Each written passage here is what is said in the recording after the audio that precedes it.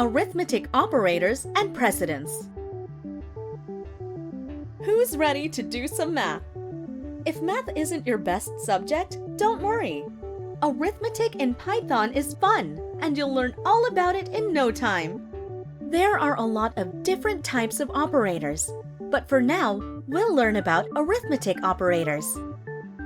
Arithmetic operators are the operators that deal with numerical values. We'll discuss 7 types of arithmetic operators today. Let's start with some addition. We'll be using the addition operator, which is represented by the plus sign. Remember when we learned about string concatenation? This is the same operator that we used. Now let's see it in action. Let's add 25 and 40. Using the print function, simply type 25 plus 40 and then click Run. It's quite common to use variables here too, just like high school algebra. If you assign x with the value of 32 and y with the value of 76, you can add x and y. Using the print function, you can get the sum of these values. Let's go to the subtraction operator, which is represented by the minus sign. Let's go right ahead and use variables. If you give v the value of 1,230 and j the value of 91, you can subtract j from v in the same way. The multiplication and division operators work the same way. They're represented by the asterisk and forward slash respectively. Let's try to use the multiplication operator. Let's multiply 50 by 10. Using the print function, you can print it directly to the console. Great! Now we have the division operator. Let's try to divide 1,000 by 12. This will give us a decimal value, which is a floating number. Remember the data conversion that we learned from the previous lesson? If you want a whole number, you can use the int function. Now we have the modulus operator. The modulus operator, represented by the percent sign, is a way to determine the remainder of the division operation. For example, we have the quotient of 741 and 33. Let's say we want to get the remainder. With the modulus operator, you'll get your remainder quick.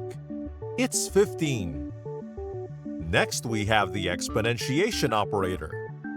The exponentiation operator is represented by double asterisks, which allows you to use the second value as an exponent. Let's have the two values, 7 and 3. 3 here will be the exponent, meaning it's actually 7 cubed. We'll reach the answer, 343. And lastly, we have the floor division operator, represented by 2 forward slashes. Remember how we used the int function to get a whole number for the quotient? It's quite similar in this case, except the quotient here will be rounded off rather than simply turned into an integer. If we had 36 and we divided it by 8, the quotient will be 4.5. Since it will be rounded off, the answer we'll be left with is 4.